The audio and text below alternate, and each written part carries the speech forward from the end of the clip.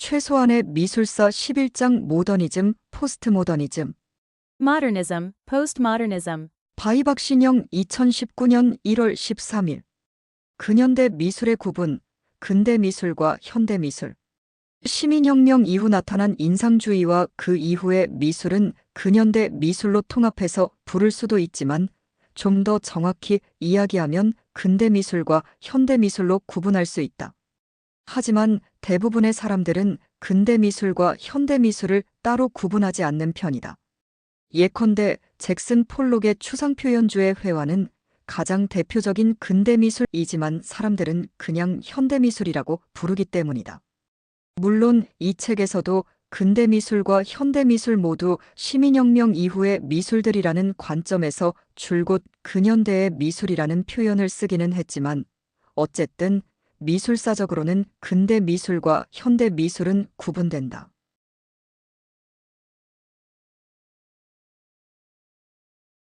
우리가 사는 시대의 미술은 크게 근대 미술과 현대 미술로 구분할 수 있다. 그렇다면 근대 미술과 현대 미술은 어떻게 구분할 수 있을까? 우선 1789년 프랑스 시민혁명 이후 나타난 인상주의와 그 이후의 미술들이 근대 미술이다. 이 근대 미술을 다룬 것이 이 책의 5장 모더니즘 페인팅과 6장의 모더니즘의 또 다른 줄기편이었다. 한편 현대미술은 세계사의 비극이었던 2차 세계대전 이후 나타난 미술들을 말한다. 미술사적으로는 5장 모더니즘 페인팅의 마지막에 다루었던 개념미술 이후에 나타난 미술들이다. 좀 더 정확히 이야기하면 현대미술이라는 말은 우리나라 말이므로 서양에서 사용하는 포스트 모더니즘 예술이라는 말이나 컨템포러리 예술이라는 말과 정확히 1대1 대응이 되지는 않는다. 직역하면 포스트 모더니즘 예술은 근대 미술, 컨템포러리 예술은 동시대 미술이고 실제로도 약간 의미가 다르게 사용되지만 사실상 지칭하는 대상은 거의 같으므로 여기서는 현대 미술, 탈근대 미술, 동시대 미술 모두 같다고 가정하고 현대 미술로 통칭하여 사용하고 있다. 모더니즘, 포스트 모더니즘. 이렇게 현대 미술은 미술사적으로 보면 양차 대전 이후 나타난 미술들을 말한다. 그렇다면 2차 세계대전은 왜 근대 미술과 현대 미술을 가르는 분기점이 된 것일까? 세계대전이 인류사의 가장 끔찍했던 전쟁이라는 것 정도는 대부분 상식적으로 알고 있지만 실제로 전쟁 이후에 무엇이 바뀐 것일까? 그리고 미술사에는 어떤 변화를 가져왔을까? 이 장에서는 2번에 걸친 세계대전이 세계사의 흐름을 어떻게 바꾸었는지, 그리고 미술에는 어떤 변화가 나타나기 시작했는지를 모더니즘과 포스트모더니즘의 관점을 통해 알아볼 것이다. 기본적으로는 모더니즘과 포스트모더니즘을 대조하는 방식으로 기술할 텐데 다소 지루하고 어려운 설명이 될지 모르겠지만 우리가 지금 살고 있는 시대와 그 시대의 미술에 관한 설명이라고 생각하면 될 것이다. 포스트모더니즘이란 학자와 지성인들은 지금 우리가 사는 시대를 포스트모더니즘 시대라고 부른다.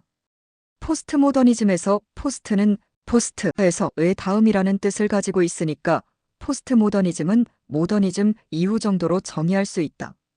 포스트라는 포스트 접두어는 우리나라 말과는 어순이 달라서 헷갈리기 쉬운데 예를 들어 포스트 김정은이라고 하면 김정은이 죽고 난 다음에 북한 지도자를 뜻하는 말이 된다.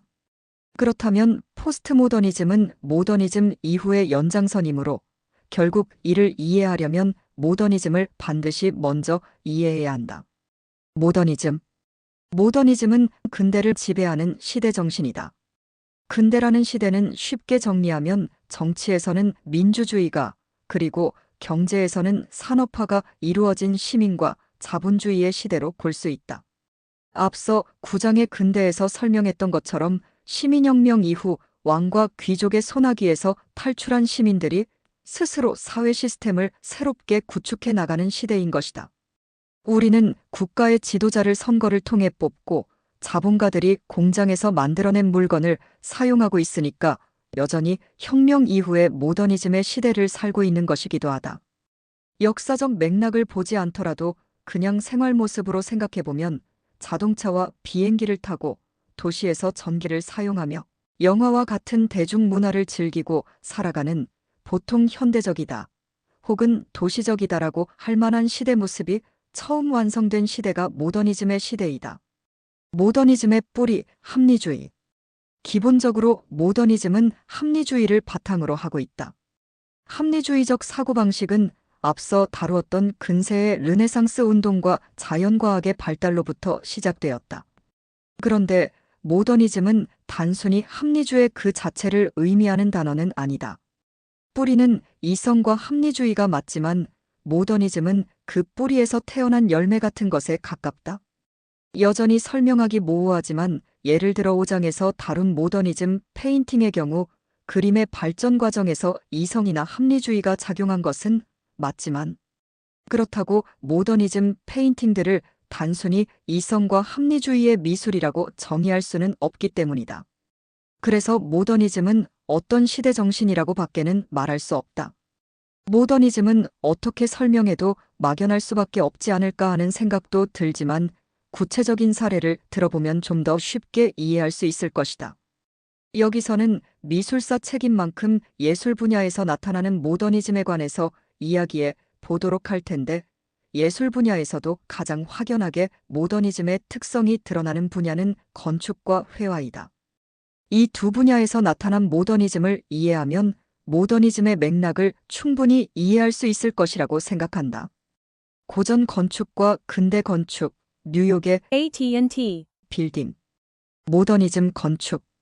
우리는 온통 시멘트나 유리로 덮여 있는 딱딱한 도시 건물들 속에 살고 있다. 현대인들의 입장에서는 이런 도시 건축들이 원래 있는 것으로 생각하기 쉽지만 사실 이런 건축들은 전적으로 1900년대 전후의 근대 건축가들의 발명품이다. 근대의 건축가들이 이 새로운 건축 양식을 만들지 않았다면 어쩌면 우리는 여전히 고딕이나 바로크 건축 같은 고풍스러운 느낌의 건축들 사이에서 살고 있을지도 모른다. 그렇다면 고전 건축과 근대 건축의 차이는 무엇일까? 왼쪽의 사진처럼 고전 건축은 화려한 외부 장식이 많은 반면 근대 건축은 표면은 시멘트로 단순하게 덮여 있고 구조도 직사각형 위주로 매우 단순하다. 말하자면 거의 발가벗은 모습에 가까운 것이다. 지금의 입장에서 보면 눈에 너무 익숙하기 때문에 별로 이상하다고 생각하지 않겠지만 근대 건축이 처음 등장하던 1900년대 사람들의 입장에서는 이런 발가벗은 느낌의 건축은 시각적으로 매우 충격적이었을 것이다. 이렇게 근대 건축을 고전 건축과 비교했을 때 드러나는 가장 큰 특징은 단순하다는 것이다. 그렇다면 근대의 건축은 왜 갑자기 단순해지기 시작한 것일까? 단순함의 원인 자각과 환원. 건축이 단순해지는 현상은 모더니즘의 가장 큰 특징인 자각과 환원의 현상으로 해석할 수 있다. 자각이나 환원이라는 단어는 익숙한 표현은 아닌데 자각이라고 하면 스스로의 정체성 인식하는 것, 그러니까 나는 누구인가? 와 같은 질문을 스스로에게 던지는 것이고 환원이라고 하면 본래의 것으로 돌아감을 의미한다. 그렇다면 건축이 마치 사람처럼 스스로 정체성을 인식하여 스스로에게 돌아갔다는 말이 되는데 이는 무슨 뜻일까? 이 현상을 이해하기 위해 요리에서의 자각과 환원을 생각해보자. 어느 요리사가 평생을 거쳐 요리를 연구하고 있다. 이 요리사는 수년 동안 프랑스, 중국, 이탈리아 등등 전 세계를 돌면서 수천 가지의 요리 방법을 터득하며 경지에 오르게 된다. 그렇게 앞으로만 달려가던 요리사는 어느 날 갑자기 슬럼프에 빠져서는 혼자 주방에 앉아서 문득 음식이란 도대체 무엇일까? 하는 질문을 던지게 된다. 이 요리사는 이에 대해 어떤 대답을 찾을 수 있을까? 물론 정답이 정해져 있는 것은 아니지만 답을 찾기 어려운 난해한 질문에 대한 답변은 오히려 더 간결한 형태로 드러날 수도 있다. 예컨대 음식은 본질적으로 사람이 살아가기 위한 영양소다와 같은 단순 명쾌한 답변을 찾게 되는 것이다. 그렇다면 그 요리사는 이 답변에 따라서 지금까지 세계를 돌며 배워왔던 여러 가지 화려한 요리 테크닉을 제거시키고 영양소를 잘 고려한 간결하고 건강한 요리를 만들게 될 것이다. 이런 현상을 일종의 자각과 환원이라고 해석할 수 있다. 요리를 연구함에 있어 음식의 본질이 무엇인지를 고민하기 시작하는 것이 자각이고, 결과적으로 가장 기본적인 형태인 영양소로 돌아가는 것이 환원인 것이다. 근대 건축에서도 이와 마찬가지로 건축의 본질을 고민하는 자각과 환원의 현상이 나타나게 된다. 과거의 건축가들은 스스로 건축이 무엇인지에 관해 고민해 본 적이 없었다. 항상 외부의 권력의 요구에 발맞추어 왔을 뿐이다. 예컨대 중세에는 종교 권력자들의 요구에 따라 거대한 성당을, 그리고 절대왕정 시대에는 베르사유 같은 화려한 궁전을 지어 권력자들의 요구에 맞는 건축을 해왔다. 그런데 혁명 이후 근대로 접어들면서 건축가들은 권력으로부터 독립하기 시작했고, 이제는 스스로 건축이란 도대체 무엇인가? 라고 고민하기 시작한다. 건축가들은 과연 어떤 답을 찾을 수 있을까? 세상에는 수없이 다양한 종류의 건축이 있으니까 명확한 하나의 정답을 구하기는 어렵겠지만, 이 모두를 포괄할 수 있는 가장 보편적인 답변을 구한다면 아마 건축은 인간이 살아가는 생활공간이다와 같은 본질적인 답변으로 귀결될 것이다.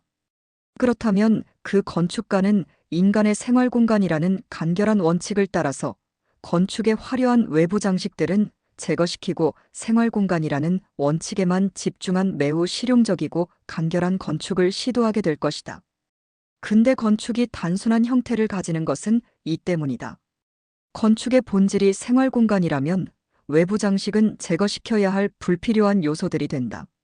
건축가들은 건축에 대해 스스로에 대해 질문하고 답변을 구하는 과정에서 가장 단순하고 본질적인 인간의 생활공간이라는 답변을 구하게 되었고, 이 답변을 원칙으로 건축도 단순하게 변하기 시작하게 됐다. 이 현상을 건축에서의 자각과 환원이라고 표현할 수 있다.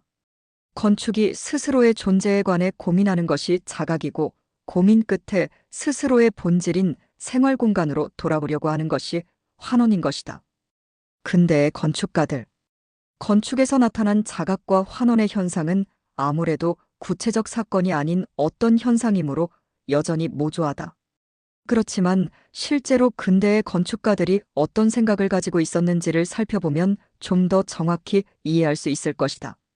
아래는 가장 잘 알려진 근대의 건축가인 르꼬르비지에, 아돌프 로스, 미스 반 데어 로에의 건축에 관한 설명인데, 각 건축가들의 소신은 다르지만 자각과 환원의 측면에서 보면 묘하게 서로 비슷하다는 것을 알 수 있다. 르코르비지의 드로잉 르코르비지에는 근대 건축의 기본 시스템을 구축했다는 평가를 받는다. 근대 건축가들의 고민 르코르비지에. 프랑스 건축가인 르코르비지에는 자신만의 건축 철학을 5개의 원칙으로 정리해 놓은 것으로 유명한데, 그중 첫 번째는 필로티라는 건축공법에 관한 것이었다. 이 건축공법은 현대 건축 양식의 기본 틀이 되었다는 평가를 받는다. 위의 그림은 필로티 건축의 기본 구조를 보여주는데, 잘 보면 벽의 역할이 없고 철기둥이 건물 전체의 뼈대 역할을 한다는 것을 알 수 있다. 고전 건축의 경우에는 벽이 건물의 무거운 하중을 견디기 위한 역할도 하였기 때문에 벽이 상당히 두꺼워지는 경향이 있었는데, 르코르비지에는 모든 하중을 기둥으로 완전히 몰아서 벽을 자유롭게 만든 것이다. 우리가 도시에서 흔히 볼 수 있는 벽 전체가 유리로 된 건축은 이런 르코르비지에의 아이디어 덕분에 가능해진 것이기도 하다. 그렇다면 르코르비지에는 왜 하중을 모두 기둥으로 몰려고 하였을까? 이 필로티 공법은 거주 공간의 활용이라는 측면에서 보면 매우 실용적이다. 벽의 두께를 줄이면 그만큼의 공간 손실을 피할 수 있고, 또 벽을 유리로 대신하면 태양을 조명으로 활용할 수 있게 되므로 채광의 측면에서도 훨씬 효율적이다. 벽이나 외부 장식 같은 군더더기가 제거되는 대신 실용성이 강화된 것이다. 이는 건축의 본질인 사람의 생활공간이라는 실용적인 목적 아래 본질로 환원하는 현상이라고 해석할 수 있다. 아돌프 로스. 건축가 아돌프 로스는 도시 건축에서 배관공의 역할을 굉장히 중요하게 생각했다. 이는 실용성을 고려한 것인데, 역시 고전 건축에서는 전혀 볼 수 없었던 모습이다. 예를 들어 중세시대의 성당에서 중요한 것은 신자들을 압도할 만한 거대한 구조와 화려한 외관이지 배관과 상하수도와 같은 사람이 사는 것에 대한 기능적인 측면은 아니었다. 중세의 성의 경우에는 화장실 배수시설이 없어서 대변을 보면 그냥 밖으로 떨어지는 구조였는데 웅장한 외관에 집중했을 뿐 인간의 생활 편의는 별로 고려하지 않은 것이다. 아돌프 로스는 건축은 사람이 사는 공간이고 사람이 사는데 위생은 매우 중요한 요소이므로 고대 로마 건축에서 중요하게 생각했던 수도와 배수의 기능, 즉 배관공의 역할을 강조했던 것이다. 외적인 형태에 집중하는 것이 아니라 건축의 본질인 사람이 생활하는 공간에 대해 고민하는 것이다. 그러니까 이렇게 근대 건축에서 배관공의 역할을 강조하는 것 역시 건축이 스스로의 본질에 대해 고민하고 그 본질인 생활 공간으로 돌아간다는 점에서 자각과 환원의 현상으로 이해할 수 있다. 미스 반데 로데의 Mies van der Rohe, Farnsworth House. 1946에서 1951년 미스 반데 로에 미스 반데어 로에는 미국에서 활동했던 건축가인데 건축사에서 적은 것이 많은 것이다 Less is more. 라는 유명한 말을 남기기도 하였다. 이 말도 역시 다른 근대 건축가들과 비슷한 흐름으로 파악할 수 있다. 미스 반데 로에가 이 말을 했던 이유는 건축에서 불필요한 장식을 제거하게 되면 사람이 실제로 활용할 수 있는 공간이 그만큼 넓어진다고 생각했기 때문이다. 어떤 건축이든지 근본적으로는 사람이 살아가는 생활 공간인데 이렇게 기능적인 측면을 강조하기 위해선 Less is more. 그러니까 장식이 적은 것이 공간이 많은 것이다라는 표현을 하게 되는 것이다. 이 역시 다른 근대 건축가들과 마찬가지로 건축의 본래의 목적인 생활 공간으로 환원하는 현상을 보여준다고 할 수 있다. 건축에서의 모더니즘.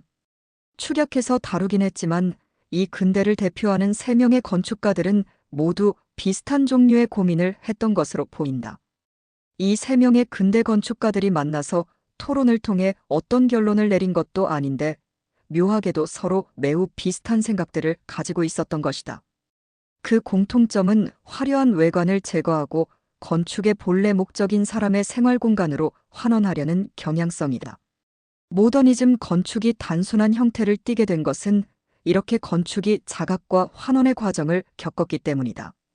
그런데 이 모더니즘의 자각과 환원의 현상은 건축뿐 아니라 회화, 조각, 문학, 음악 등 다른 분야에서도 나타나게 된다. 다음으로는 회화에서 나타난 근대 현상을 살펴볼 것이다. 주목해야 할 것은 회화와 건축은 서로 전혀 상관없는 분야인데도 비슷한 현상이 나타났다는 것이다. 앵그르의 발팽송에 목욕하는 여인 1808년, 잭슨 폴록의 넘버 5 1948년. 모더니즘 회화. 회화에서 나타난 모더니즘 현상은 5장의 모더니즘 페인팅에서 자세히 다루었지만 여기서는 자각과 환원이라는 관점에서 짧게 다시 살펴볼 것이다. 앞서 살펴본 바와 같이 인상주의부터 시작되어 잭슨 폴록을 거쳐 미니멀리즘과 개념 미술까지 가는 과정이 회화에서의 모더니즘 형성 과정이다. 인상주의 이후의 예술가들은 계속 새로운 회화들을 그리기 시작했다. 인상주의의 대표화가 모네부터 후기 인상주의의 고갱, 고흐, 세잔을 거쳐 입체주의의 피카소, 그리고 야수주의와 절대주의 같은 여러 사조들, 최초의 추상화가 칸딘스키 등등 그 외에도 수많은 예술가들은 남들보다 더 새롭고 뛰어난 그림을 그리기 위해 새로운 시도와 노력들을 해왔다. 그런데 이들의 노력을 관통하는 하나의 생각은 회화란 무엇인가? 라는 질문이다. 이 질문은 앞서 요리사나 건축가들이 했던 질문과 유사하다. 회화라는 장르가 스스로의 정체성에 관해 고민하는 과정인 것이다. 그리고 예술가들은 그 끝에 회화의 본질은 평면예술이다라는 간결한 결론에 도달하게 된다. 그림이라는 것은 입체가 아닌 평면에 그리는 것이라는 점에서 평면, 그리고 기본적으로는 예술이니까 예술, 이 두 가지를 합쳐서 평면예술이라고 정의하는 것이다. 그렇다면 회화의 본질인 평면예술로 돌아가기 위해서는 어떻게 해야 할까? 예술가들은 고전 회화에서 답을 찾게 된다. 왼쪽 그림은 앵그르의 누드화인데 이 고전 회화를 보고 평면적이라고 말할 수 있을까? 고전 회화는 사실 그 반대에 가깝다. 과거의 예술가들은 예술가의 뛰어난 기교를 통해 대상이 입체적으로 보이도록 노력했기 때문이다. 근대의 화가들은 고전 회화에서 예술가의 기교를 통해 사람들이 입체를 인식하는 것을 행위를 환영을 인식하는 것이라고 표현했다. 그렇다면 이 환영을 제거하게 되면 평면으로 환원할 수 있게 된다. 오른쪽의 잭슨 폴록의 그림을 보면 아무런 입체감이 느껴지지 않는 그저 혼란스러운 평면이라는 것을 알 수 있다. 미술사를 잘 모를 경우 왜 이런 그림이 예술이냐라고 반문하곤 하지만 근대 현상의 관점에서 보면 잭슨 폴록의 회화는 회화의 본질에 가장 근접하였다. 그래서 미국의 평론가 그린버그는 고전 화가들이 사용했던 어떤 기교도 사용하지 않고 오로지 혼란스러운 평면을 구축했던 잭슨 폴록의 회화를 보고 근대 미술을 대표하는 회화로 평가하게 된다. 이렇게 회화가 평면이라는 본질로 환원하는 것은 자각과 환원이라는 측면에서 건축에서 나타난 현상과 비슷하다.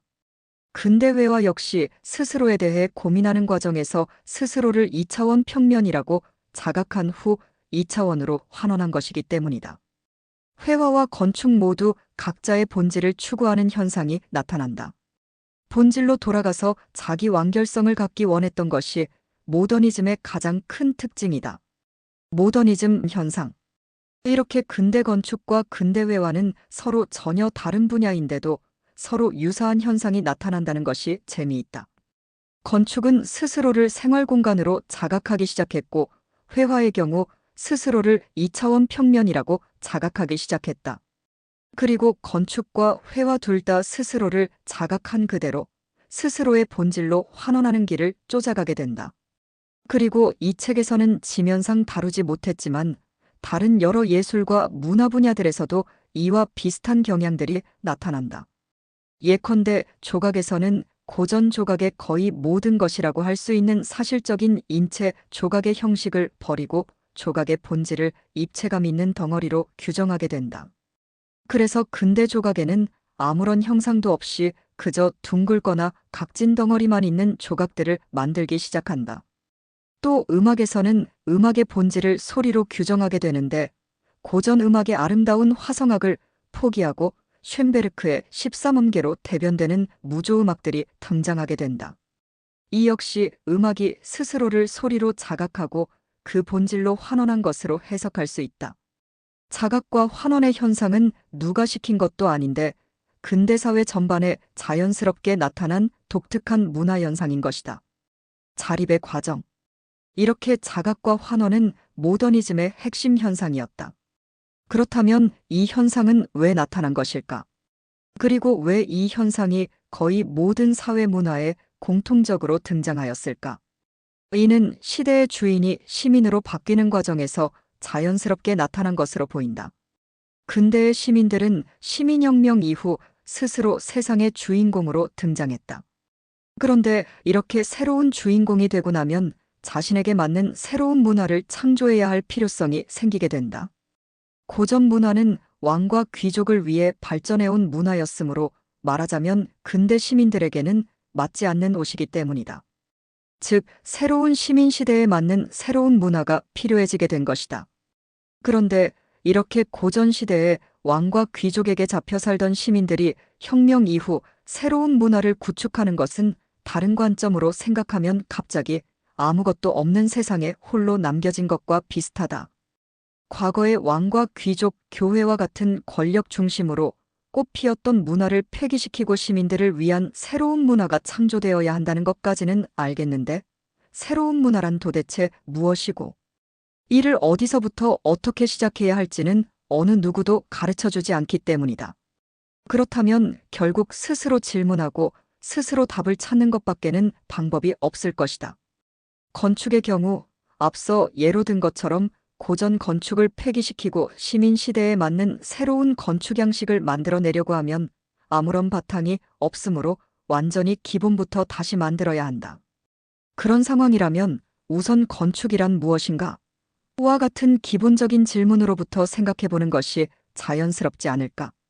그리고 이렇게 기본적인 질문을 하고 나면 그에 대한 답은 가장 보편적인 답변으로 우선 귀결되는 것이다. 이렇게 보편적인 근원으로 가려는 경향이 환원의 경향이라고 볼 수 있다. 회화에서 나타난 양상도 크게 다르지 않다. 고전 회화와 전혀 다른 새로운 회화를 그리기 위해선 우선 회화란 무엇인가? 와 같은 가장 기초적이고 본질적인 고민부터 시작하는 것이 자연스럽다. 그리고 이에 대한 답변으로 회화는 2차원 예술이다와 같이 단순하고 근원적인 답변으로 환원되는 것이다. 모더니즘 결론에 도달한 자기 완결성. 이것이 시민의 시대에 나타난 모더니즘 현상이다. 그리고 이 현상은 자각과 환원이라는 단어로 정리할 수 있다. 시민문화가 권력으로부터 독립한 이후 우선 스스로에게로 돌아가서 스스로를 탐구하고 스스로를 완성시키려 하는 노력, 일종의 자기 완결성을 갖기 위해 노력했던 것이다. 모더니즘 현상은 예술뿐 아니라 사회 전반에 나타난 문화 현상을 통칭하는 말이다. 당연히 사회, 경제, 정치에서 나타난 모더니즘 현상도 살펴보면 좋겠지만 미술사 책인 만큼 여기서는 건축과 미술에서 나타난 모더니즘 현상에 관해서만 살펴보았다. 하지만 모더니즘의 본질이 무엇인지는 이 두 가지 경우를 살펴보는 것만으로도 충분히 유추할 수 있을 것이라고 생각한다. 근대의 비극 1. 2차 세계대전은 서구인들의 세계관을 근본적으로 바꾸어 놓게 된다. 완성된 모더니즘의 붕괴 포스트 모더니즘의 탄생. 모더니즘은 이렇게 새로운 시민사회에 나타나 새로운 세계를 완성시키게 된다. 그런데 모더니즘의 세계는 스스로의 고민들을 통해 스스로 정답들을 구해냈지만 결과적으로는 그 정답들로 인해서 붕괴하게 된다. 이 과정을 촉발시킨 것은 두 번의 세계대전이라는 거대한 비극이었다. 그리고 나타난 것이 포스트 모더니즘, 즉 탈근대이다. 이 과정을 한번 따라가 보자. 영국과 프랑스와 같은 서양의 주요 국가들은 민주주의와 산업화로 대변하는 근대화, 즉 모더니즘의 세계를 가장 먼저 완성시키게 된다. 그리고 이들은 자신들이 이룩한 문명을 들고 아프리카, 인도, 중국, 일본 등등 전 세계로 뻗어나가기 시작한다. 이것을 보통 제국주의 혹은 식민주의라고 부르는데 이 확장주의는 기본적으로 서양이 정답이다라는 사고방식에서 출발한다. 예를 들어 서양 문명에서 줄곧 중심 종교였던 기독교의 경우 기독교가 다른 종교를 우선하는 정답이라는 사고방식이 있어야 선교할 수 있는 근거가 마련되는 것이다. 앞서 이야기한 건축과 회화에서도 자각과 환원의 과정을 통해서 스스로에 대한 어떤 정답과 원칙을 완성하였다. 그리고 이 정답이 완성되고 나면 그 정답을 외부 세계에 가르쳐주는 것은 정당한 과정이라고 생각하게 된다. 서유럽의 선진 국가들은 그들이 근대에 완성시킨 민주주의와 자본주의 그리고 철학적으로는 이성 중심주의가 가장 좋은 사회 시스템, 즉 정답이라고 생각했을 것이다. 사실 민주주의와 산업화를 가장 먼저 완성시킨 것은 서양이고 현 시점에서는 이보다 더 효율적인 사회 구조는 찾기 어려우므로 서양이 정답이다라는 사고방식이 완전히 틀렸다고 말할 수는 없다. 실제로 우리나라를 포함한 전 세계의 대부분의 제3세계 국가들은 서양이 먼저 이룩해 놓은 민주주의와 자본주의를 도입한 것이 사실이기 때문이다. 정답의 폭력성. 하지만 이렇게 스스로를 정답으로 규정한 서양이 전 세계로 뻗어나가는 과정에서 수많은 비극도 같이 발생하게 된다. 가장 끔찍했던 것은 서양 국가들의 세력 다툼의 결과로 나타난 두 번에 걸친 세계대전이고 그 외에도 아프리카 대륙 전체를 고통에 빠뜨린 노예무역 그리고 수천만의 아메리카 원주민들을 죽게 만든 미국의 신대륙 개척 등이 있었다. 보통은 계몽의 빛에 가려 잘 인식하지 못하지만 근대 이전의 인류 역사에서는 전혀 존재하지 않았던 또는 존재할 것이라고. 아예 상상조차 못했던 거대한 규모의 비극들은 근대의 전 세계적 서양화 과정에서 같이 발생하게 된다. 우리는 이 비극들을 직접 경험한 것은 아니니까 책을 읽는 것만으로는 절대로 체감할 수 없을 텐데 가족이나 마을 하나가 전부 죽어나가는 단위를 훨씬 넘어서서 도시나 국가 단위에 준하는 공동체가 소멸하는 인류 역사에서 가장 끔찍했던 비극들이 근대의 발전 과정에서 있었던 것이다. 근대의 비극적인 사건들을 찾다 보면 자주 수백만이라는 단어를 보게 되는데 사람이 100명만 죽어도 전 세계적 뉴스가 되는 지금 시점에서 수백만이라는 숫자는 도대체 어떻게 받아들여야 할지 감조차 잡기 어렵다. 위의 천체 그림처럼 근대의 서구인들은 서양 백인 남성이 세상의 중심이라고 생각했고 그들을 중심으로 세상이 돌아가고 있다고 생각했다. 백인 남성 중심의 세계관. 서양이 정답이라는 사고방식은 세계가 서양을 중심으로 돌아간다라고 생각하는 것이다. 이렇게 서양을 중심에 놓고 다른 주변은 지배하고 고쳐나가는 것이다. 한편 이 서양 중심의 사고방식을 더 구체적으로 표현해보면 서양 백인 남성 중심의 사고방식이다. 서구의 근대사회를 창조한 것은 백인 남성들이었기 때문이다. 실제로 과학 분야 하나만 생각해봐도 뉴턴, 아인슈타인, 에디슨, 패러데이, 다윈 등 거의 모든 과학 분야를 개척하고 완성한 것은 백인 남성들이었다. 이 백인 남성들은 이렇게 우리가 현재 누리고 있는 문명을 만들어낸 창조자라는 것이다. 창조자와 파괴자. 그런데 이 창조자인 백인들은 한편으로는 파괴자이기도 했다. 백인들은 두 번에 걸친 세계대전과 잔인한 식민지 개척, 그리고 노예무역 등 인류 역사상 최악의 비극들을 일으킨 주체들이기도 하기 때문이다. 백인들이 이런 비극을 일으키기는 했지만 그래도 근대의 눈부신 문명을 이룩한 것도 사실이니까 그 정도 비극은 이해하고 넘어가야 할까? 하지만 아무리 생각해봐도 근대의 이 끔찍한 비극들은 백인들이 탄생시킨 근대 문명의 아름다움으로 상쇄시키기에는 너무나 많은 사람을 죽게 만들었다. 붕괴하는 모더니즘, 포스트 모더니즘의 발생. 여기서 모더니즘은 붕괴하기 시작한다.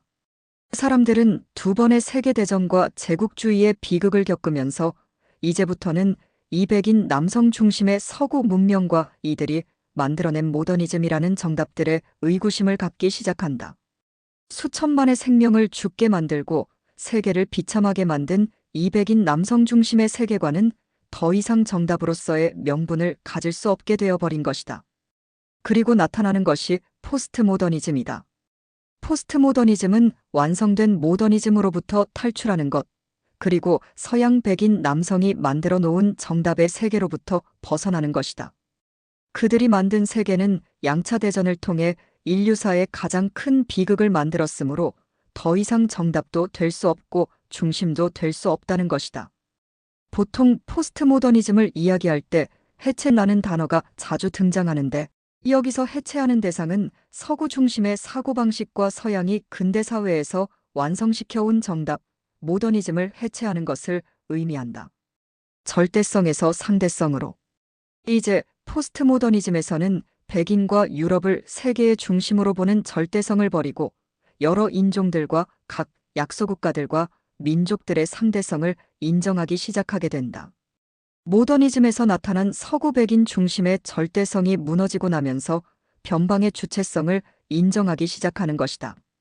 그러니까 모더니즘에서 포스트 모더니즘으로 이동하는 것은 서구 중심의 절대성에서 변방의 상대성으로 이동하는 것으로 쉽게 이해할 수도 있다.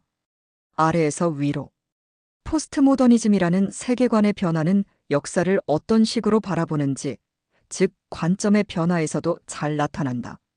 예를 들어 아메리카 대륙이 서양에 의해 식민지화되고 미국이라는 강대국으로 성장하는 과정은 서양의 관점에서 보면 신대륙을 정복하여 자신들의 후손이 살 수 있는 땅을 개척하고 발전된 서양의 문물을 퍼뜨리는 정복의 과정이 된다. 근대 서구 사회에서는 이것을 개척자 정신로 정의하고 용감하게 미지의 새로운 땅을 개척하는 인간의 아름다운 모습으로 미화하기도 했는데 프론티어 정신이라는 말은 지금 생각해봐도 도저히 부정적인 뉘앙스가 떠오르지 않는다. 하지만 반대로 원래 아메리카 대륙에 거주하던 아메리카 원주민 보통 인디언으로 알려져 있는 들의 관점에서 보면 이것은 전적으로 학살의 과정이다. 자신들은 그저 그 땅에 살고 있던 죄밖에 없는데 오로지 힘이 약하다는 이유 하나만으로 스스로 왜 죽어야 하는지 조차 알지도 못한 채 죽어나간 것이다. 그 숫자는 수천만에 달하지만 어느 누구도 이들의 죽음에 관해서 합리적으로 설명할 수 없다. 원주민들의 입장에서는 발전된 서양 문화의 전파가 아니라 자신들의 멸절일 뿐이다. 또 다른 예로 과거부터 근대까지의 로마 시대의 역사 연구를 보면 기본적으로 로마가 차례로 주변 세력을 점령하여 큰 대제국을 이루고 번성하였다 정도의 기본적인 관점을 공유하고 있다. 이것은 로마의 입장에서 본 서구 중심적인 사고방식이다. 하지만 포스트모더니즘에서는 로마에 의해 정복당한 소수민족의 입장, 그러니까 소수민족들이 로마에 의해 어떻게 학살당하였나에 관해 연구하거나 카이사르가 얼마나 많은 야만족을 죽였나, 와 같은 전통적인 역사관에 반하는 아래로부터의 연구도 나타나게 된다. 전통적인 역사관에서 로마는 영광의 시대였고 야만을 부수고 문명을 전파하는 정의로운 주체이지만 포스트모더니즘의 관점에서는 소수민족들을 철저하게 파괴시킨 학살자가 될 수도 있는 것이다. 우리는 포스트모더니즘의 시대에 살고 있다. 이렇게 포스트모더니즘의 관점은 백인 남성 중심의 절대성을 버리고 점차 그 주변의 상대성을 인정하는 방향으로 나아가는 것이다. 그리고 이 흐름은 2차 세계대전 이후 시작되어 지금까지 이어지고 있다. 사실 우리는 별로 인식하지 못하지만 지금 이미 자연스럽게 포스트모더니즘의 흐름 안에 살고 있다. 포스트모더니즘의 가장 큰 특징은 모더니즘에서 완성시킨 정답들 혹은 어떤 원칙들을 무너뜨리는 것인데, 우리는 이런 정답들이 해체되어 가는 시대에 살고 있기 때문이다. 한 예로 전통적으로는 결혼의 정답으로 여겨지는 것은 남녀 간의 사랑을 하고 연애를 하고 결혼을 하는 것이다. 하지만 지금 시대에는 남성끼리 결혼을 한다거나 여성끼리 결혼을 한다거나 평생 결혼하지 않고 연애만 한다거나 돌고래 같은 동물들과 결혼한다거나 하는 것이 어느 정도 용인되고 있는데, 이것은 포스트모더니즘의 여파로 볼 수 있다. 모더니즘에서 완성된 결혼의 정답이 붕괴하는 것이다. 생각해보면 히틀러가 수십만의 동성애자들을 학살했던 것이 1940년대로 그렇게 먼 과거의 일이 아니다. 불과 몇십 년 전의 사람들의 입장에서 보면 동성애자들이 정식으로 결혼한다는 것은 아마 상상조차 못할 일이었을 것이다. 근대적 사고방식에서는 결혼의 정답이 존재하고 이는 남녀 간의 결혼뿐이기 때문이다.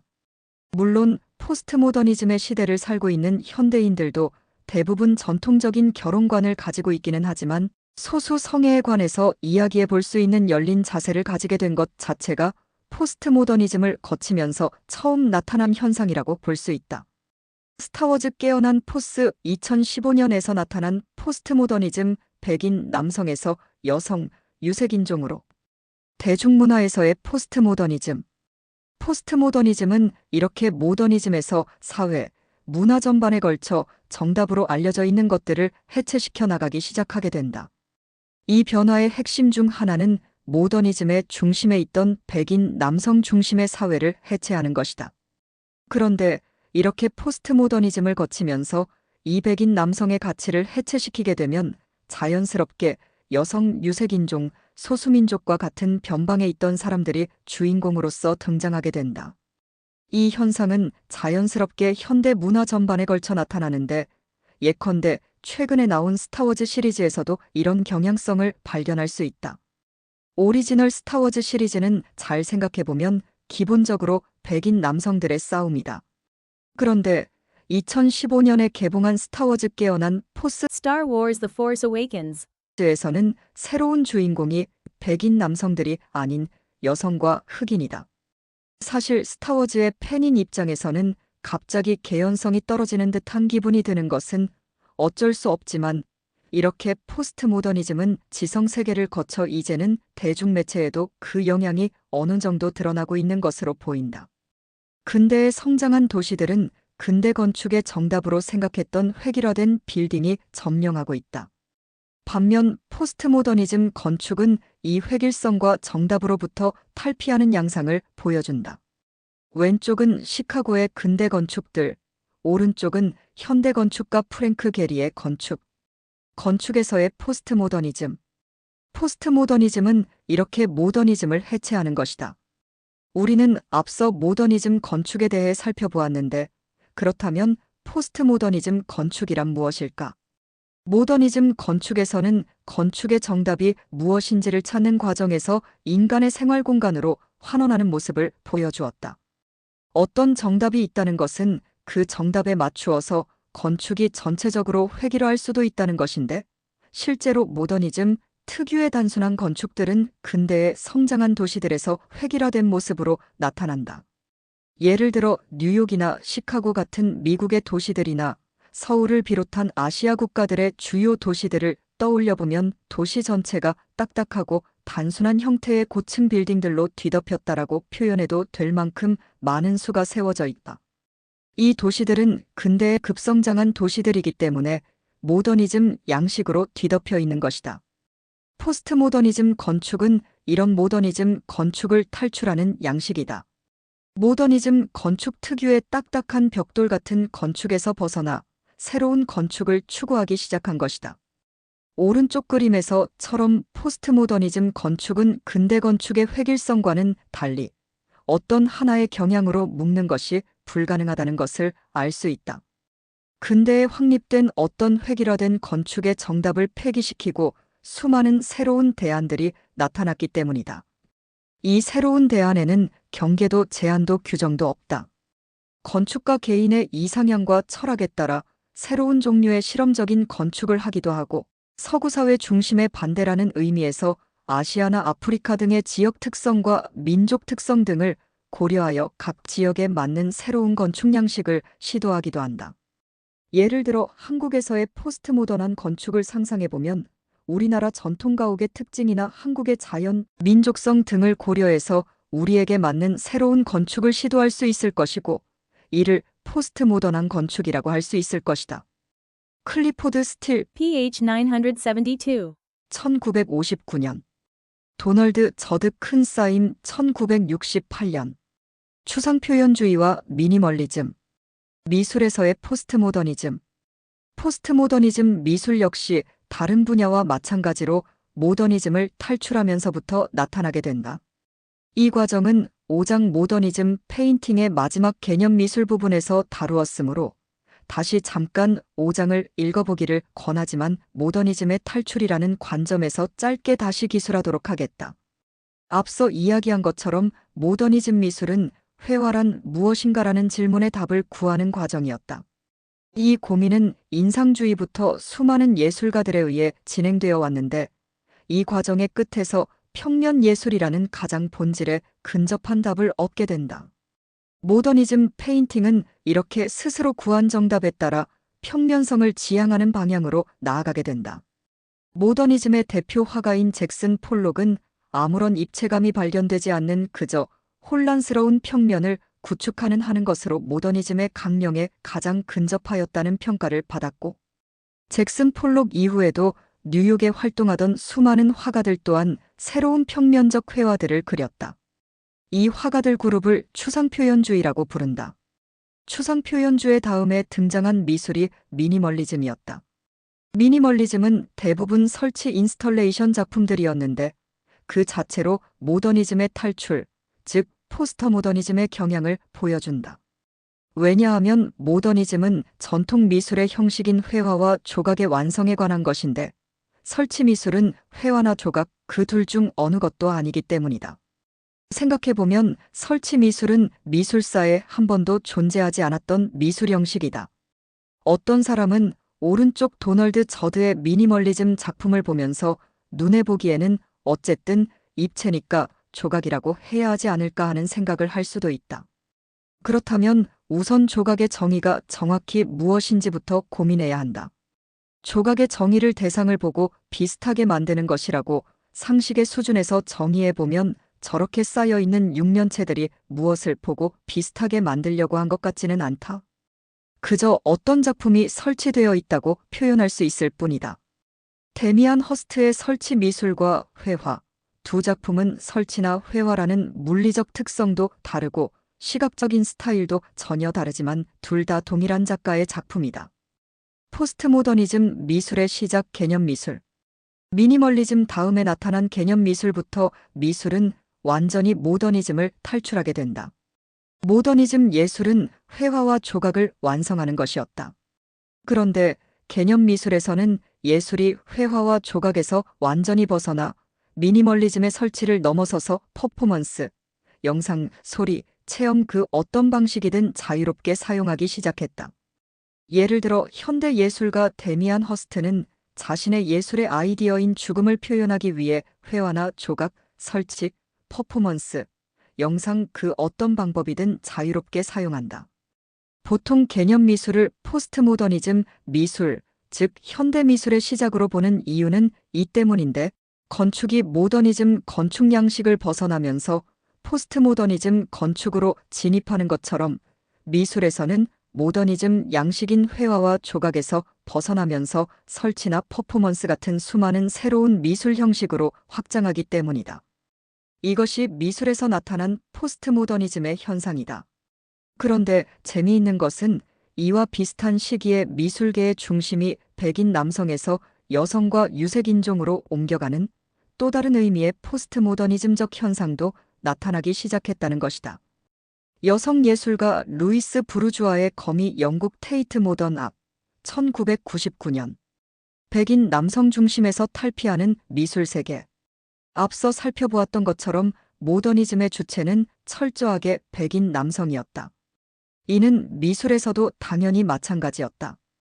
우리가 지금까지 살펴보았던 모네, 반 고흐, 뒤샹, 잭슨 폴록과 같은 위대한 예술가들도 모두 예외 없이 백인 남성이었다는 것을 보면 알 수 있다. 그런데 1970년대 전후로 미술계에서는 루이스 부르주아 같은 여성 예술가, 바스키아 같은 흑인 예술가, 또는 백남준이나 오노요코 같은 동양계 예술가들이 주류로 처음 동장하기 시작한다. 서양 백인 남성 중심에서 탈피하는 것은 앞서 이야기한 것처럼 전형적인 포스트모더니즘의 현상인데, 미술에서도 그 현상이 나타나기 시작한 것이다. 여성과 유색인종 예술들이 주류로 활동하는 것은 그 자체로 포스트모더니즘적이다. 위의 작품은 루이스 부르주아라는 프랑스 여성 예술가의 작품인데, 그녀는 어머니라는 여성의 정체성에 관한 작품을 만들었다. 그리고 바스키아와 같은 흑인 예술가들은 흑인의 정체성에 관한 미술들을 시도하였다. 지금의 관점에서는 특별한 일이 아니지만 모네와 고흐가 활동하던 근대를 생각해보면 여성이나 흑인이 자신의 정체성에 관한 예술을 창조하는 것 자체로 상상하기조차 어렵다.